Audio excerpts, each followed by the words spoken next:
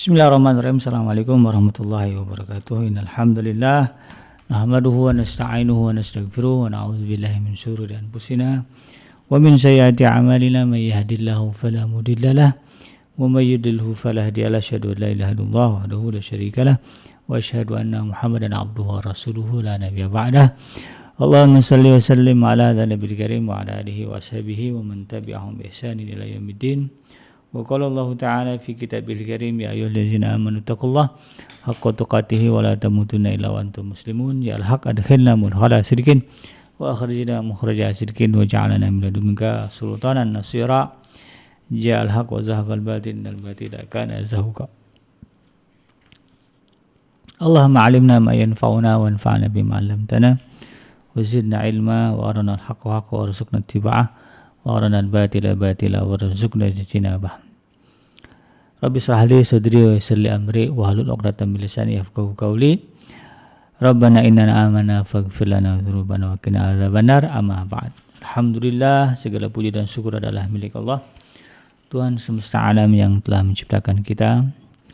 Dan karena rahmat dari Allah Subhanahu wa taala, kembali kita berjumpa di kesempatan ini dalam program Mengenal dan Mencintai Keluarga Nabi, di mana insyaallah kita akan melanjutkan pembahasan mengenai sosok-sosok atau pribadi-pribadi yang berada dekat ya dengan Rasulullah SAW, dan bagaimana ya, kehidupan mereka sehingga kemudian Allah Subhanahu wa taala ya memuliakan mereka, mengangkat derajat mereka, dan ini kemudian menjadi contoh yang menjadi seharusnya menjadi ibrah bagi kita ya, bagaimana cara kita mencintai Rasulullah SAW, bagaimana kita mensyukuri nikmat keislaman yang telah Allah berikan kepada kita, dan mudah-mudahan dengan demikian ya, harapannya adalah kualitas kebahagiaan hidup kita di dunia dan di akhirat juga semakin baik. Sahabat yang dirahmati Allah, tidak lupa kita baca salawat dan salam. Allahumma salli ala Sayyidina Muhammad wa ala ali Sayyidina Muhammad.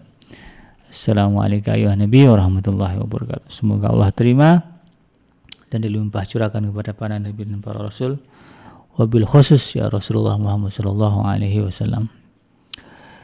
Melanjutkan kajian kita tentang sosok putri ya Rasulullah sallallahu alaihi wasallam yang pertama, yaitu Sayyidah Zainab Al-Kubra ya.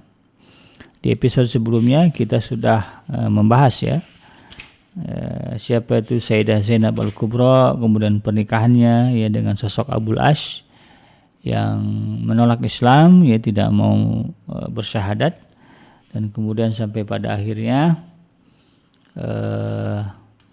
Abul Ash tertawan ya di dalam perang Badar, dan kemudian Rasulullah meminta tebusan, dan ternyata tebusannya adalah diajukan oleh putri beliau, insyaallah ya, yang ketika itu masih berada di Mekah karena berusaha untuk mempertahankan bahtera rumah tangga dengan Abul Ash ya, dan tentu dengan harapan Abul Ash ya bisa masuk Islam dan menerima risalah yang dibawa oleh ayah beliau ya Rasulullah SAW.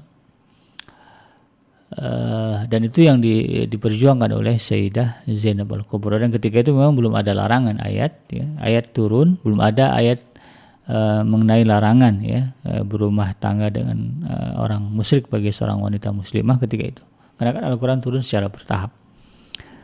Nah, pada episode kali ini kita akan melihat bagaimana kehidupan rumah tangga Sayyidah Zainab Al-Kubra pasca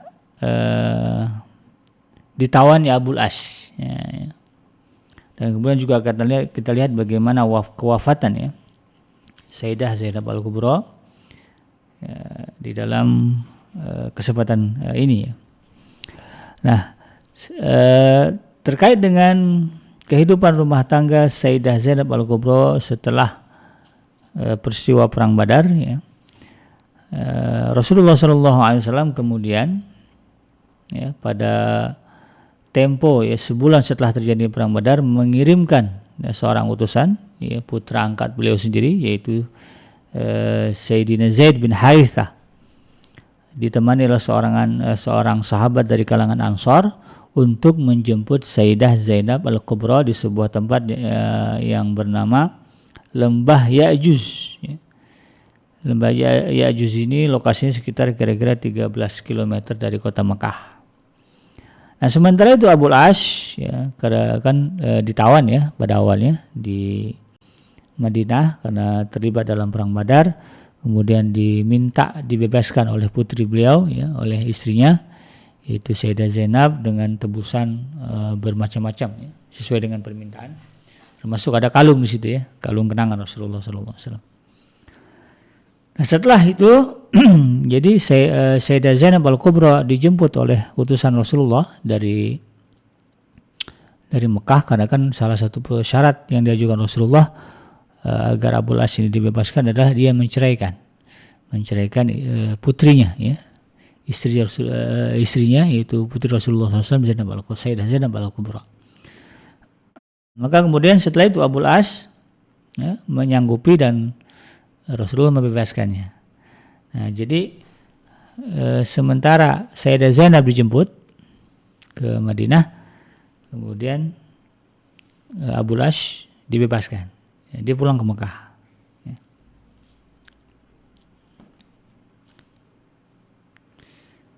Jadi maaf, saya luruskan. Jadi ketika kalung tebusan sudah diberikan oleh putri Rasulullah SAW, maka kemudian Rasulullah membebaskan dengan syarat itu tadi ya, bahwa dia harus menceraikan istrinya. Maka kemudian dibebaskan, beliau pulang ya, Abu Las pulang, lalu kemudian sampai di rumah disampaikanlah kepada Sayyidah Zainab Al-Kubra bahwa salah satu syarat pembebasan dirinya adalah dengan menceraikan beliau ya.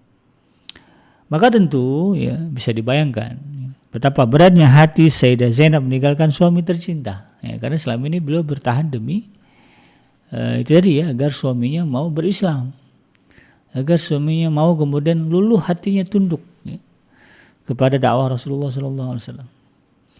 Tapi kemudian sampai detik itu ya, beliau tidak melihat ketundukan Abul As ya, suami sekaligus ayah dari anak-anaknya gitu ya. Malah kemudian menyampaikan kabar bahwa dia harus menceraikannya, dan Rasulullah memintanya agar Sayyidah Zainab istrinya pindah ke Madinah. Nah, maka dengan berat hati ya, Sayyidah Zainab Al-Kubra meninggalkan Abul As ya, suaminya tercinta. Dan yang lebih berat lagi, di dalam sejarah dikatakan ketika itu beliau sedang mengandung, sedang hamil ya, namun ya sebagai seorang mukminah dan putri Rasulullah SAW, dia harus menaati Allah dan Rasulnya. Maka Sayyidah Zainab pun berkemas ya, untuk berangkat menemui ayahnya di kota Madinah ya, ayah yang sangat dicintainya. Dan kemudian Abul As ya meminta saudaranya yaitu Kinanah bin Rabi untuk menemani pergi ke lembah Ya'juj ya, di tempat Sayyidina Zaid bin Harisah menunggu ya, disuruhlah Kinanah bin Rabi ya, untuk kemudian antar nih ya, putri Rasulullah ini ke lembah Ya'juj, ini mau dijemput gitu. Kinanah pun kemudian membawa Sayyidah Zainab menuju ke tempat usaha Rasulullah SAW menunggu, dan hal itu dilakukan pada siang hari ya, di hadapan kaum kafir Quraisy yang saat itu masih diselimuti oleh kesedihan karena kekalahan dalam perang Badar akibat banyaknya saudara-saudara mereka yang terbunuh ya. Nah, dendam kesuma terhadap Rasulullah SAW dan para sahabatnya tentu masih membakar ya di dalam hati kaum kafir Quraisy ketika itu. Maka wajar jika kemudian kepergian Sayyidah Zainab ya, meninggalkan suaminya dan hendak bertemu dengan ayah tercintanya ya, dengan membawa keimanan ya, tidak bisa mereka terima begitu saja ya, nggak bisa dong ya, anaknya Muhammad ini gitu ya pergi meninggalkan Mekah begitu aja, sementara kita ini kehilangan saudara ya, kehilangan anak ya, seperti yang terjadi pada Abu Sufyan. Dan itulah yang kemudian menyulut ya provokasi ya, provokasi sebagian orang-orang kafir Quraisy ya, untuk kemudian mengikuti membuntuti Sayyidah Zainab Al-Kubra yang dibawa oleh Kinanah bin Rabi ya. Ya, dan kemudian diprovokasi agar kemudian jangan sampai dia pergi. Ini pas banget nih untuk balas dendam gitu ya. Ini kan anaknya Muhammad begitu ya. Sebaiknya jangan dibiarkan pergi, kita siksa dulu dia di sini gitu kan. Kita jadikan dia tawanan dan sebagainya. Padahal Rasulullah ya sudah punya perjanjian dengan Abul As gitu kan, sebagai suaminya. Nah, di antara mereka orang-orang kafir Quraisy yang memprovokasi ini, ada dua orang yang paling keras tindakannya, yaitu sosok yang bernama Hubar bin Al-Aswad dan Hubar bin Al-Aswad bin Abdul Muthalib ya. Ini masih berkerabat juga sebetulnya dengan Rasulullah SAW ya. Jadi jatuhnya ini sepupunya Rasulullah juga ini ya. Hubar bin Al-Aswad bin Abdul Muthalib dan Nafi bin Abdul Qais Al-Fihr ya. Nah, Hubar ini menakut-nakuti Sayyidah Zainab ya, dengan mengacung-acungkan tombaknya kan, ngeri itu ya. Kalau sampai lepas itu tombak kan luar biasa. Sehingga kemudian unta yang ditunggangi oleh Sayyidah Zainab Al-Kubra ini menjadi liar. Dan akhirnya kemudian Sayyidah Zainab jatuh ke atas sebuah batu. Ini lagi hamil ya. Lagi hamil naik onta kan tinggi itu. Ontanya liar karena dia takut-takuti oleh Hubar bin Al-Aswad bin Abdul Muthalib ini. Maka kemudian ya, karena untanya ini ya, namanya juga wanita juga ya, maka kemudian beliau terjatuh dari unta yang tinggi itu dan pas ya di atas sebuah batu. Maka kemudian ya, tubuh Sayyidah Zainab Al-Kubra ini mengalami pendarahan yang berat. Nah, qadarullah ketika itu ya, Kinanah ya, sang pendamping segera mengambil tindakan sigap. Diambilnya anak panah dan diletakkan di busurnya dan berkata, siapa yang mendekat maka anak panah ini akan siap menyasarnya.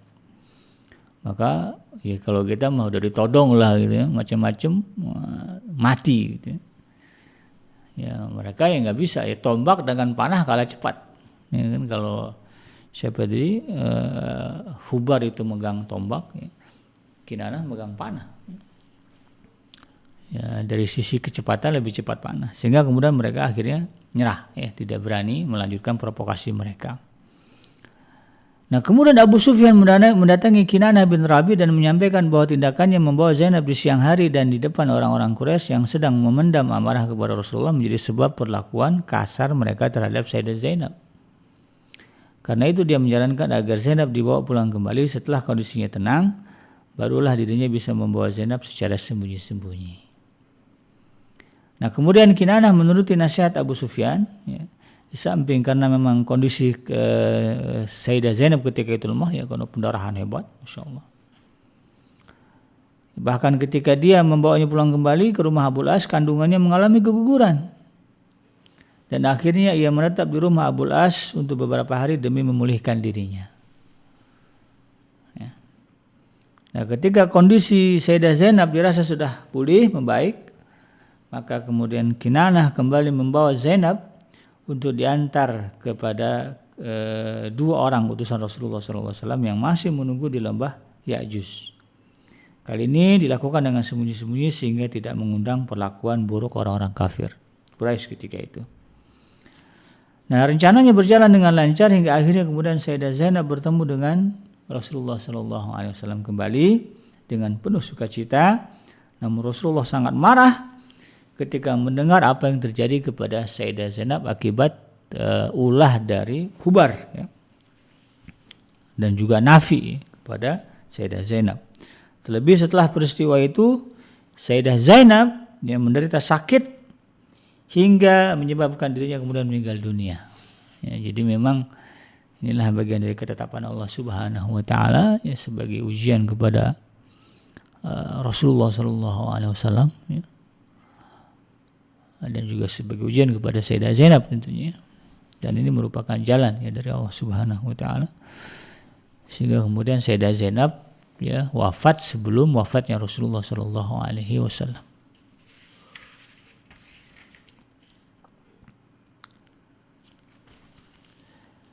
Nah, karena marahnya Rasulullah sallallahu alaihi wasallam ya terhadap perlakuan ya, Hubar dan Nafi ini, Ya, suatu ketika ya saat beliau hendak mengirim satu regu pasukan, ya, beliau berpesan kepada pasukan tersebut, jika kalian berjumpa dengan Fulan dan Fulan, lalu kemudian beliau menyebut ya 2 orang dari Quraisy, ya, yaitu Hubar dan Nafi, bakarlah keduanya dengan api.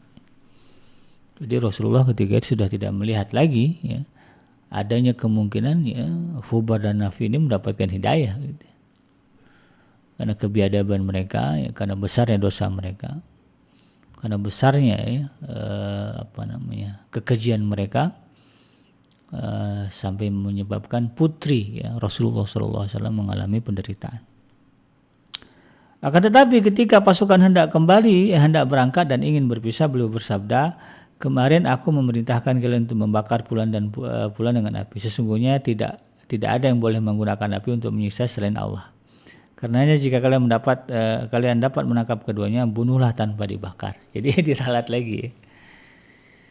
Ya, karena memang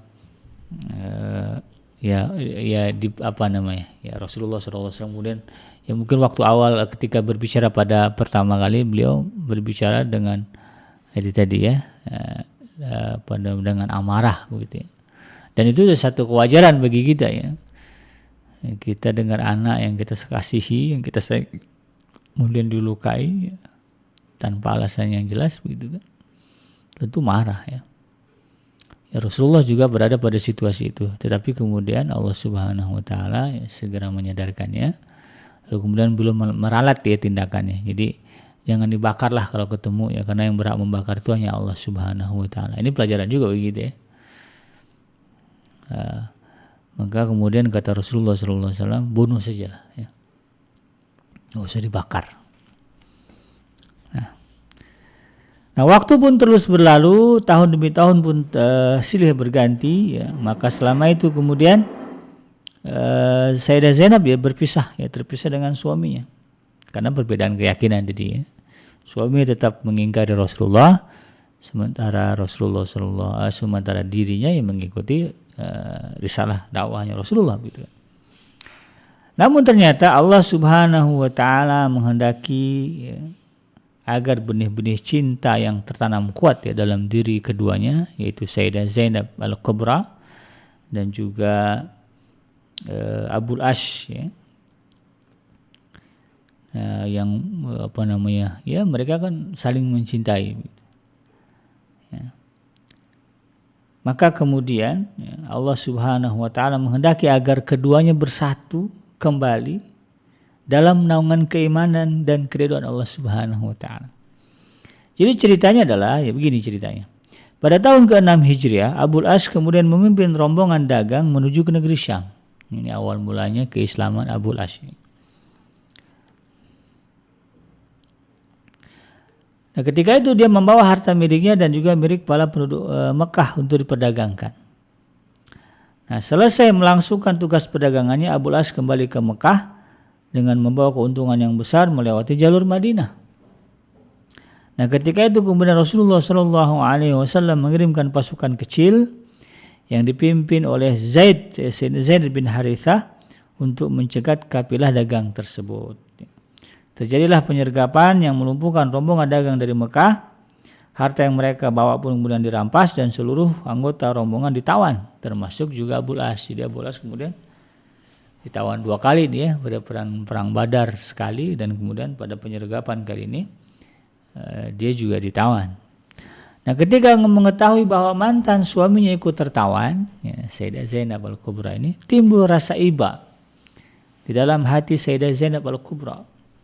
Karena itu kemudian beliau pun mengajukan dirinya untuk menjadi penjamin yang memberikan perlindungan kepada Abul Ash. Datanglah beliau kepada ayahnya, ayah, saya dengar Abul Ash ya, bapak dari anak-anak sini gitu ya, itu ditawan ya. Boleh enggak gitu ya, saya menjamin kebebasan dia. Ini kan dari rasa cinta yang begitu besar ya. Memang bisa dilihat betapa besarnya cinta Sayyidah Zainab Al-Kubra kepada Abul Ash. Ya tentu ini bukan tidak berdasar ya.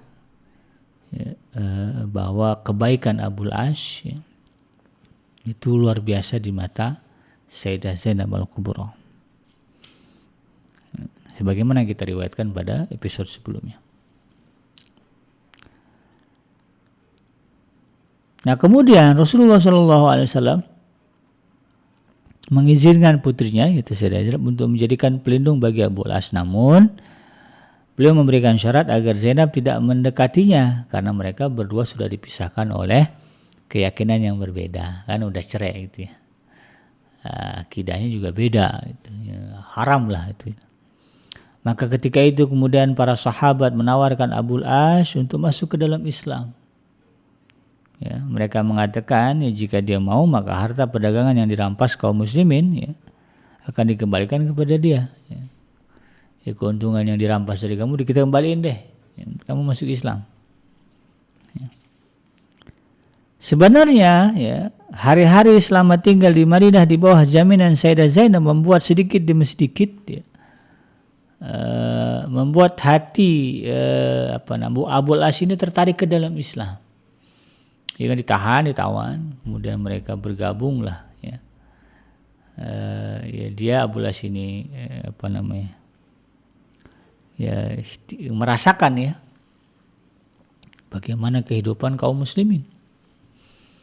Gimana mereka ya bertemu dengan Rasulullah, bagaimana cara mereka beribadah, bagaimana mereka bersikap, bagaimana situasi Madinah secara umum di bawah kepemimpinan Rasulullah SAW ya, di bawah ya di dalam panji-panji syariat Islam itu ya. Maka kemudian ya apalagi ditambah dengan kecintaan istri mantan istrinya ya, kebaikannya gitu ya. Jadi Islam tidak menghapuskan kebaikan yang ada pada diri istrinya gitu ya. Dan tidak juga menghapuskan kebaikan pada diri sahabat-sahabatnya gitu, yang dulu dia kenal. Maka kemudian ya, sedikit demi sedikit itu membuat dirinya tertarik kepada Islam. Namun sifat amanahnya ini kan dia termasuk orang yang loyal begitu ya kepada prinsip idealis lah begitu ya. Maka kemudian membuat dirinya tidak mengawali Islam dengan membuat dirinya tidak ingin mengawali Islam dengan mengkhianati kaumnya. Nah, dia kan dikenal sebagai al-amin juga ya, di tengah-tengah kaumnya. Maka kemudian dia tetap membawa harta dagangan itu ke Mekah untuk dikembalikan kepada pemiliknya. Jadi tahu bahwa nama selama ini nama saya disebut sebagai orang baik gitu ya, saya nggak mau itu dicoret gitu ya, atau katakanlah menjadi buah tutur bagi kaumnya. Oh ternyata Abu al-As sekarang bukan orang baik lagi gitu ya, tapi sudah berkhianat ya, karena dia sudah masuk Islam, harta kita ini juga diambil sama dia gitu ya. Maka kemudian dia kembali ke Mekah ya dengan membawa harta yang diamanahkan kepadanya untuk dibisniskan dan dikembalikannya. Dan kemudian Sayyidah Zainab pun memohon kembali kepada Rasulullah SAW agar barang dagangan yang ditahannya dikembalikan kepada Abu al-As. Rasulullah SAW kemudian mengumpulkan para sahabat untuk meminta persetujuan mereka terkait dengan pengembalian barang dagangannya. Ternyata para sahabat juga setuju. Abu al-As akhirnya kembali ke Mekah dan mengembalikan barang dagangan tersebut kepada pemiliknya masing-masing. Lalu pada tahun ke-7 Hijriah Abu al-As kembali ke Madinah, namun kali ini dengan membawa keimanan yang ingin dia nyatakan di hadapan Rasulullah SAW. Dan tentu saja Rasulullah menerimanya dengan penuh sukacita. Tidak lama kemudian beliau mengembalikan Abu al-As kepada putrinya, yaitu Sayyidah Zainab, untuk hidup kembali bersama membina rumah tangga, melangsungkan hubungan suami istri yang terputus. Nah, jadi memang kalau dibikin sinetron seru ya. Awalnya ya, bersatu ya, dalam penuh rasa cinta ya, kebaikan, kemudian dipisahkan oleh risalah dakwah agama ya. Lalu kemudian suami tertawan ya, lalu kemudian dibebaskan dengan dengan menggunakan kalung ya, menjadi kenangan Rasulullah SAW kepada istri beliau Sayyidah Khadijah ya. Lalu kemudian akhirnya berpisah dengan suaminya, dan ternyata ya, tidak disangka ya suaminya tertawan lagi, mantan suaminya gitu ya, Lalu kemudian pada akhirnya suami masuk ke dalam Islam, dan akhirnya happy endingnya adalah beliau kembali bergabung bersama dengan sang suami. Nah, akhirnya kemudian benang-benang cinta tersebut terajut kembali dengan indahnya, akan lebih indah dari sebelumnya, karena tersusun berlandaskan keimanan dan ketaatan kepada Allah Subhanahu wa taala.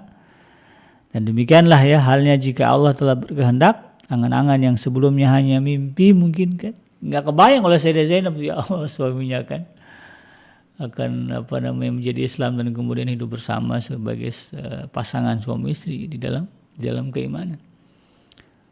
Karena kan suaminya saking kerasnya kan sampai ikut perang. Kalau dulu dia nggak ikut perang Badar, mungkin Sayyidah Zainab masih berpikir suaminya masih bisa nih gitu nggak keras. Tapi karena suaminya ikut perang Badar, berarti kan menunjukkan sikap idealisme yang tegas bahwa dia tidak mau gitu menerima Islam, menerima dakwah Rasulullah SAW. Dan ternyata jika Allah berkehendak mudah saja bagi Allah. Nah, maka akhirnya mimpi itu terwujud dalam alam nyata yang tak terbantahkan. Nah, itu bagaimana kehidupan rumah tangga Sayyidah Zainab Al-Kubra pasca Abul As ditawan oleh Rasulullah SAW. Dan kemudian pada akhirnya kita akan membahas mengenai wafatnya Sayyidah Zainab Al-Kubra, dan apa hikmah yang bisa kita petik dari kisah kehidupan dari Sayyidah Zainab Al-Kubra. Sahabat yang dirahmati Allah, berlikunya kehidupan yang dialami oleh Sayyidah Zainab akhirnya sudah dapat disudahi karena pada akhirnya suaminya bersyahadat mantan suaminya bersyahadat, lalu kemudian rujuk kembali hidup dalam satu rumah gitu dan itu tentu adalah momen-momen yang sangat membahagiakan, boleh dibilang happy ending. Tapi rupanya sebagaimana yang kita sebutkan tadi bahwa Sayyidah Zainab mengalami pendarahan yang hebat akibat ulah dari Hubar dan Nafi, dan kemudian menyebabkan beliau akhirnya keguguran dan terus jadi sering sakit begitu. Nah, akhirnya kemudian keadaan itu memberikan menyebabkan kondisi Sayyidah Zainab Al-Kubra semakin memburuk. Di tengah-tengah kebahagiaannya bisa bertemu dengan suaminya kembali, mengasuh anak bersama gitu tapi kemudian dia mendapati kenyataan bahwa dirinya menjadi semakin lemah, jadi sering sakit gitu. Maka kemudian pada awal tahun ke 10 Hijriah, jadi sempat beliau 3 tahun merasakan hidup bersama dengan Abul As sebagai pasangan muslim 3 tahun karena kan di tahun ke-7 Hijriah mereka rujuk kembali begitu.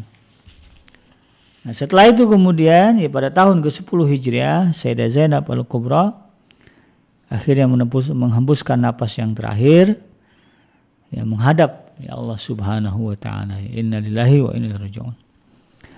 Nah, kemudian jenazah Sayyidah Zainab Al-Kubra ini dan ini juga menjadi sebuah hikmah yang besar karena setelah pada dalam prosesi pemandian pemulasaraan jenazah Sayyidah Zainab Al-Kubra ini menjadi syariat menjadi syariat fikih, menjadi penjelasan bagi kaum muslimin bagaimana seharusnya seorang wanita muslimah dipulasarakan jenazahnya. Jadi langsung dicontohkan Rasulullah SAW ketika itu membimbing mereka yang memandikan jenazahnya. Jadi Rasulullah tunggu di luar, kemudian tim yang memandikan diberikan arahan. Mereka berkomunikasi dengan Rasulullah nih, wahai Rasulullah sudah selesai ini gini, gimana lagi gitu Lalu diterangkan oleh Rasulullah SAW, dan itu kemudian menjadi hadis yang digunakan di dalam fikih pemulasaraan jenazah bagi kaum wanita muslimah dan juga secara umum kepada jenazah muslim, karena ada beberapa hal yang memang menjadi dalil syariat pemulasaran jenazah lelaki juga begitu. Nah, jenazahnya ini ya di dalam riwayat disebutkan dimandikan oleh Ummu Salamah, ya, istri Rasulullah SAW, dan juga Sayyidah binti Zam'ah, ya, juga istri Rasulullah SAW, kemudian Ummu Aiman dan Ummu Altiyah. Ya. Ya, Rasulullah SAW mendatangi mereka dan berpesan, hendaklah kalian memandikan sebanyak bilangan ganjil 3 atau 5 kali. Dimandikannya bilangannya ganjil. Dan dijadikan bagian akhirnya dengan kapur barus. Ya. Jika engkau telah selesai memandikannya, beritahu aku. Nah, itu kata Rasulullah SAW. Jadi ini ya, yang menjadi sunnah itu tadi ya, dimandikan dengan bilangan ganjil 3 atau 5 kali. Ya. Kemudian dijadikan bagian terakhir disiram dengan air kapur barus. Ya. Jadi siapkanlah 3 ember atau 5 ember ya. 3 atau 5 ember, kemudian ember yang ketiga atau ember yang kelima diisi dengan air kapur barus. Gitu ya. Maksudnya 5 kali atau 3 kali itu begitu ya. Bukan ngeguyurnya, bukan. Ya siapkanlah ya. 1 ember 1 kali mandi, 2 ember 2 kali mandi, 3 ember 3 kali mandi gitu kan. Ya, kalau memang jenazahnya banyak kotorannya mungkin ya pakailah 5 ember gitu kan. Dan ember yang terakhir ya, itu diisi dengan kapur barus.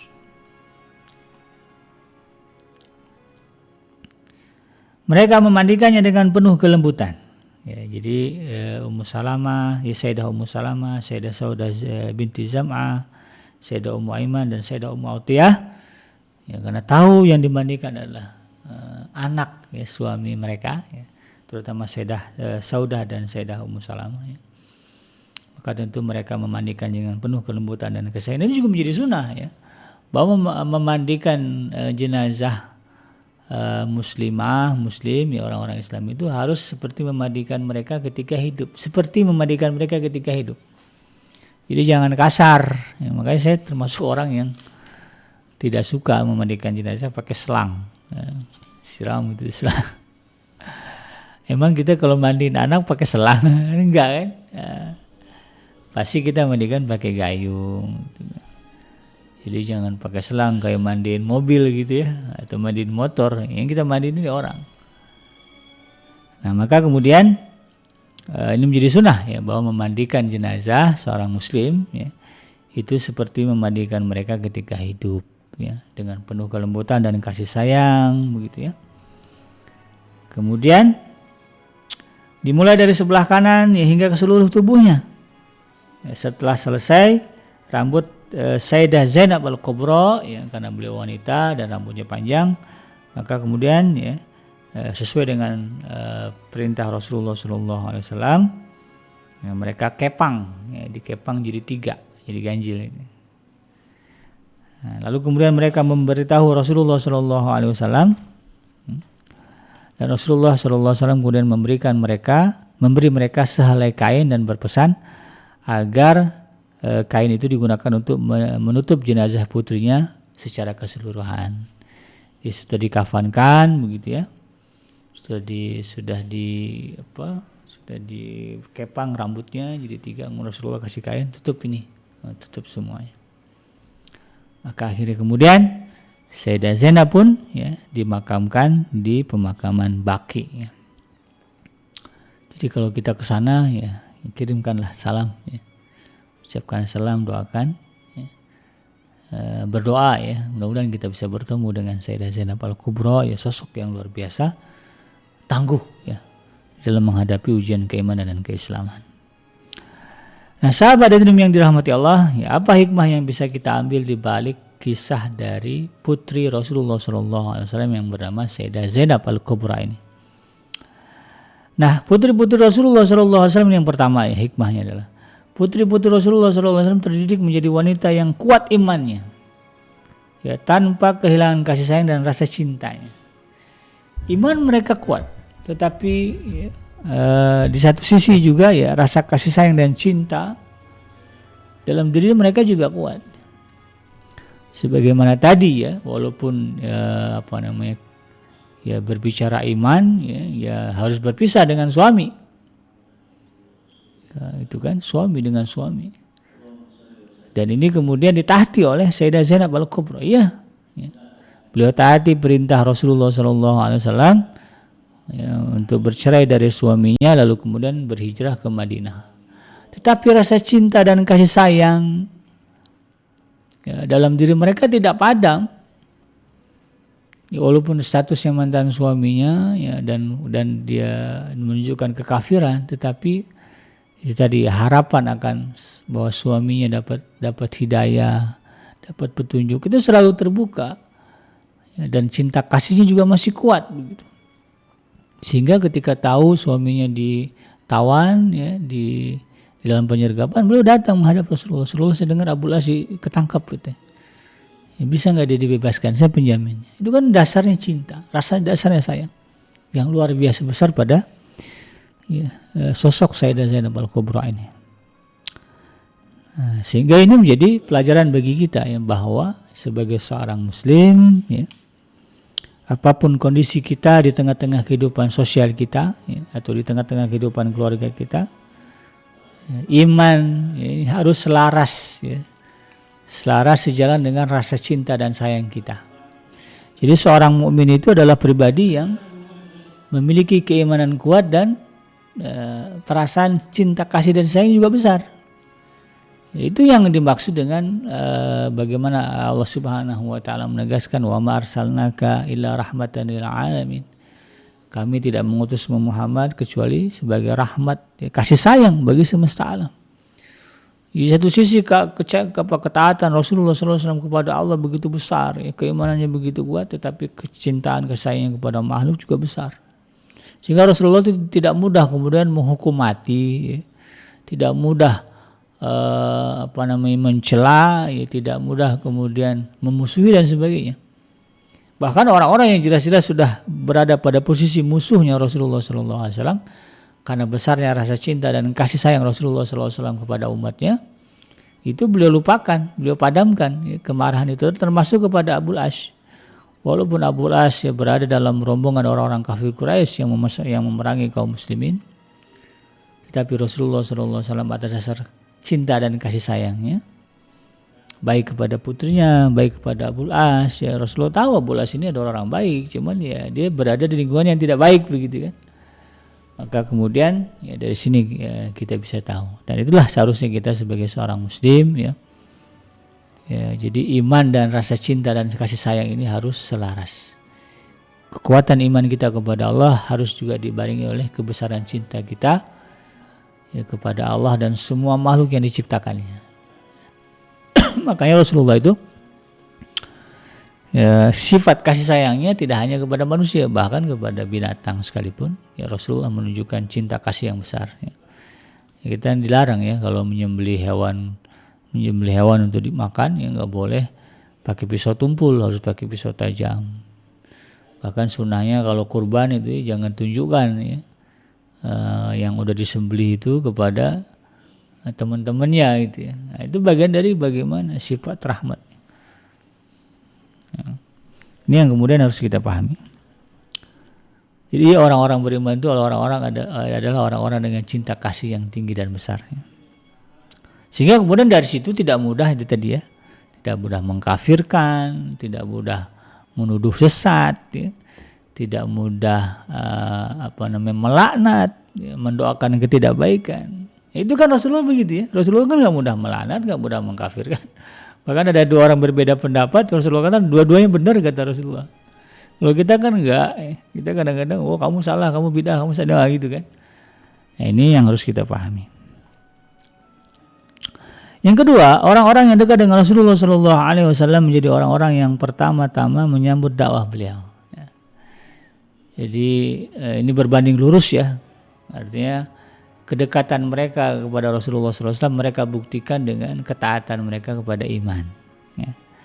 Dan inilah ya sejarah yang mencatat bagaimana orang-orang yang berada di sekeliling Rasulullah SAW adalah orang-orang yang pertama ya, menerima dakwah Rasulullah SAW. Ini menunjukkan betapa kepribadian Rasulullah SAW terbukti bahwa Rasulullah itu baik gitu ya.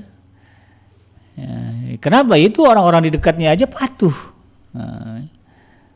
Orang-orang di dekat sekitarnya saja, keluarganya, teman-temannya, kemudian mengikuti mau begitu. Kan itu jadi patokan bagi kita ya.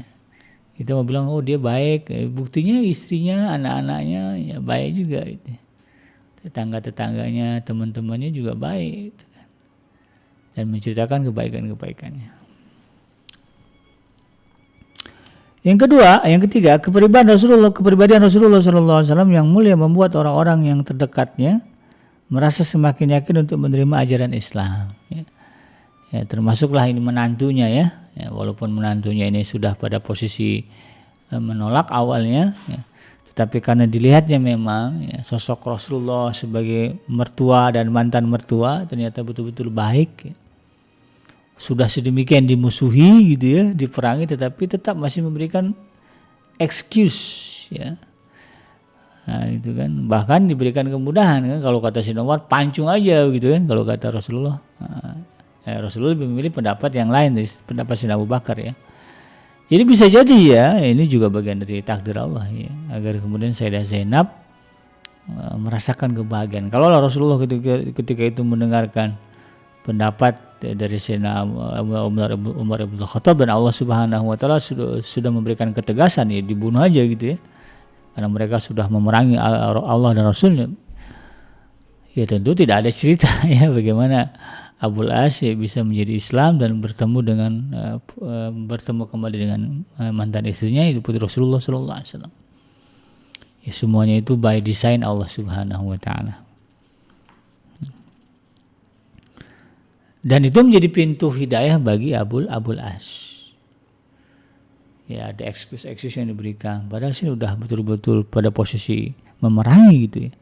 Tapi dia masih juga memberikan kesempatan. Sehingga ini membuat simpati dalam diri Abul As yang pada akhirnya kemudian dia mau menerima ajaran Islam. Yang keempat ya, hikmah dari balik kisah Sayyidah Zainab al-Kubra adalah objektivitas harus tetap dijaga meski terhadap orang-orang yang tidak beriman, khususnya dalam hubungan keluarga dan sosial sepanjang tidak bertabrakan dengan prinsip-prinsip syariat. Ya. Jadi ya ini yang ditujukan oleh Rasulullah ya. Bagaimana Rasulullah SAW juga mempertimbangkan status ya, hubungan kekeluargaan beliau. Ya. Masih dipandang lah ini nih, walaupun dia kafir perang tapi ini menantu saya. Anaknya dia ini istri dari anak saya. Apalagi ditunjukkan kalung gitu ya, kalung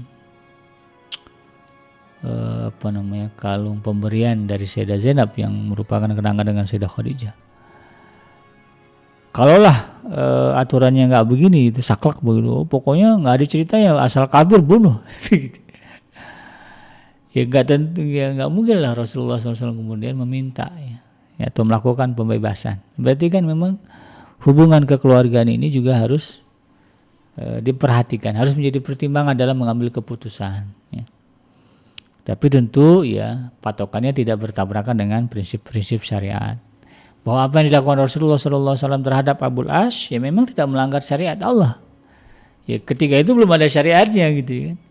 Bahwa orang yang memerangi Allah dan Rasulnya harus dihukum mati kan belum ada. Ya, tidak melanggar. Itu yang dimaksud gitu ya. Maka kita juga sama. Oke, katakanlah ya dalam beberapa hal ya. Ketika kita menjalankan syariat Allah Subhanahu wa taala atau ketika dalam kehidupan sosial kita ya kita ditunjuk katakanlah diberikan kekuasaan, ya, amanah dan sebagainya. Memimpin negara dan sebagainya gitu. Ya, biasa kan keluarga itu dekat, ada yang minta ini minta itu. Selagi permintaan itu ya, tidak melanggar perintah syariat, ya, tidak masalah untuk kemudian dipenuhi. Ya, dijadikan pertimbangan gitu kan. Nah, inilah bagian dari keluasan ya, Islam sebagai sebuah agama yang universal. Yang terakhir ya, kisah cinta Sayyidah Zainab dan suaminya menjadi sangat indah ketika akhirnya mereka sama-sama beriman kepada Allah dan Rasulnya. Cinta itu berkelanjutan dan berlandaskan keimanan. Cinta yang berlandaskan keimananlah yang akhirnya dapat saling menyatukan satu sama lain. Ya. Jadi berbicara cinta yang hakiki adalah cinta karena dasarnya iman. Ya, ya sebagaimana ditujukan oleh Sayyidah Zainab Al-Kubra. Ya, cinta, ya, beliau cinta kepada suami, tetapi keimanan itu kemudian memisahkan mereka. Beliau taat. Dan bagaimana beliau bisa bersatu dengan iman lagi gitu ya.